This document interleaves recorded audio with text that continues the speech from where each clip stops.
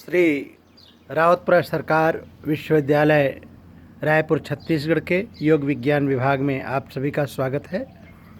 विद्यार्थीगण, जैसा कि आपको विदित है कि मानव चेतना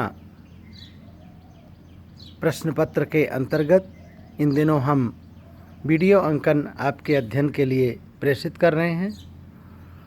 इस वीडियो अंकन के माध्यम से इसको आप बार बार सुन करके आप अपने विषय वस्तु को अच्छे से समझ सकेंगे, उसे हृदयंगम कर सकेंगे, उसका विधिवत बोध कर सकेंगे। विद्यार्थीगण, जब हम वेद में मानव चेतना का अध्ययन कर रहे थे, उस समय हमने यह बात कही थी कि वेद की यह अजस्र धारा उपनिषदों से होते हुए निरंतर आगे की ओर प्रवाहमान रही है। आज हम उपनिषद दर्शन में मानव चेतना विषय पर यह वीडियो अंकन आपके लिए प्रस्तुत कर रहे हैं। आप इसको पूरे मनोयोग से सुनें और विषय वस्तु को हृदयंगम करें। उपनिषद चिंतन में मानव चेतना, उपनिषदों में मानवीय चेतना को जीवात्मा की संज्ञा दी गई है। परमात्मा और जीवात्मा, तो मानवीय चेतना को उपनिषदों में जीवात्मा कहा गया है। ईश्वर अंश जीव अविनाशी, सहज अमल चेतन सुखराशि। गोस्वामी तुलसीदास जी ने श्री रामचरितमानस में कहा है कि यह जीवात्मा परमात्मा का अंश है, जो सहज है, अमल है, चेतन है और सुख का समुद्र है, सुख का सागर है। इस परमात्मा को आनंदमय कहा गया है।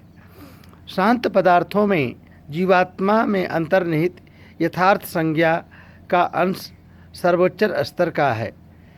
यह जीवात्मा परम तत्व परमात्मा के सर्वाधिक निकट है। सृष्टि में जितने भी जीव हैं, जितने भी पदार्थ हैं, उनमें जीवात्मा परमात्मा के सर्वाधिक निकट है, जिसमें परमात्मा के गुण अभिव्यक्त हैं, जैसे सच्चिदानंद शत स्वरूप है, चित स्वरूप है और आनंद स्वरूप है। यह ब्रह्म के स्वरूप के सर्वाधिक निकट होते हुए भी यह स्वयं ब्रह्म नहीं है, क्योंकि जीवात्मा अज्ञान के बंधन में है और परमात्मा नित्य मुक्त है। जीवात्मा सत और चित स्वरूप है, लेकिन दुख से ग्रस्त है अज्ञान के कारण। वहीं दूसरी तरफ परमात्मा सत हैं, चित हैं और आनंद स्वरूप हैं। उपनिषदों में मानव चेतना अर्थात जीवात्मा के स्वरूप पर गहन विवेचन प्राप्त होता है। इस जीवात्मा को कर्ता और भोक्ता कहा गया है। सारे उपनिषद एक स्वर से जीवात्मा को कर्ता कहते हैं। सारे कर्मों को करने वाला यह जीवात्मा है, साथ ही साथ यह उसके उन कर्मों के फलों को भी भोगने वाला है। जीवात्मा करता है और भोगता है। उपनिषदों में जीवात्मा और आत्मा को पृथक बताया गया है। जीवात्मा वैयक्तिक आत्मा है, इसे इंडिविजुअल सेल्फ कहा गया है, और परमात्मा परम आत्मा है, सुप्रीम सोल कहा गया है। यह मूल चैतन्य है। यह वैयक्तिक आत्मा या व्यष्टि चैतन्य का आधार है। उपनिषदों में मानव चेतना की 4 अवस्थाओं का वर्णन प्राप्त होता है। पहला है, 4 अवस्थाएं मनुष्य की मानव चेतना की हैं। प्रथम अवस्था है जागृत अवस्था। जागृत अवस्था जो हमारी लौकिक अवस्था है, इस अवस्था में जीवात्मा को तेजस कहा जाता है। वह आंतरिक सूक्ष्म वस्तुओं को जानता है और उनका भोग करता है। द्वितीय अवस्था जागृत अवस्था में जीवात्मा को विश्व कहा जाता है। वह बाह्य इंद्रियों के द्वारा विषयों का भोग करता है। जागृत अवस्था में जीवात्मा को विश्व कहा जाता है, जिसे वह जानता है और बाह्य विषयों का भोग करता है। स्वप्नावस्था में जब हम निद्रा के वशीभूत होकर के स्वप्नावस्था में आते हैं तो स्वप्नावस्था में जीवात्मा की संज्ञा तेजस है। यह ध्यान देने योग्य बात है कि स्वप्नावस्था में जीवात्मा की संज्ञा तेजस है। वह आंतरिक सूक्ष्म वस्तुओं को जानता है और उनका भोग करता है। वह आंतरिक एवं सूक्ष्म वस्तुओं को जानता है और उनका भोग करता है। सुषुप्ति अवस्था, इस अवस्था में जीवात्मा प्राज्ञ कहलाता है, जो कि शुद्ध चित्त के रूप में विद्यमान रहता है। इस अवस्था में वह आंतरिक या बाह्य वस्तुओं को नहीं देखता है।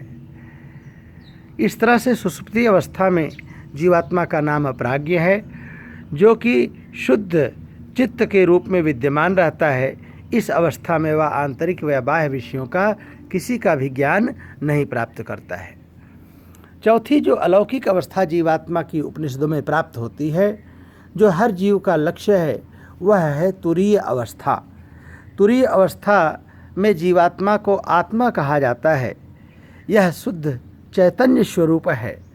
इसके अंतर्गत सारे दिव्य अनुभव जीवात्मा को प्राप्त होते हैं। जीवात्मा का विकास क्रमिक रूप से प्राप्त होता है।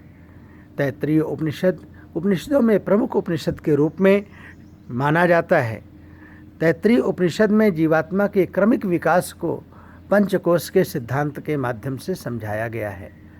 पंचकोश का तात्पर्य है कि जीवात्मा क्रमशः जिन स्तरों से होकर के अपने परम स्वरूप को प्राप्त कर सकती है, उन स्तरों को 5 स्तर में विभाजित किया गया है। पहला है अन्नमय कोश। स्थूल शरीर को अन्नमय कोश कहा गया है। तैत्तिरीय उपनिषद में स्थूलमय शरीर को अन्नमय कोश कहा गया है। यह अन्न पर आश्रित है। जड़ जगत और हमारा यह स्थूल शरीर, यह अन्नमय कोश के अंतर्गत आता है। दूसरा है प्राणमय कोश।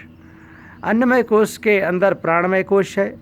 यह शरीर में गति देने वाली प्राण शक्ति से निर्मित हुआ है। अन्नमय कोश के अंतर्गत प्राणमय कोश है। यह प्राणमय कोश है। यह शरीर में गति देने वाली प्राण शक्ति से विनिर्मित हुआ है। यह प्राण पर आश्रित है। तृतीय शक्ति मनोमय कोश है। यह प्राणमय कोश के अंदर है। यह मन तथा इंद्रियों पर निर्भर है। इसमें स्वार्थमय इच्छाएं हैं। मनोमय कोश प्राणमय कोश के अंदर है, मन तथा इंद्रियों पर निर्भर है तथा इसमें स्वार्थमय इच्छाएं हैं। चौथा है विज्ञानमय कोश। विज्ञानमय कोश मनोमय कोश के अंदर विद्यमान है।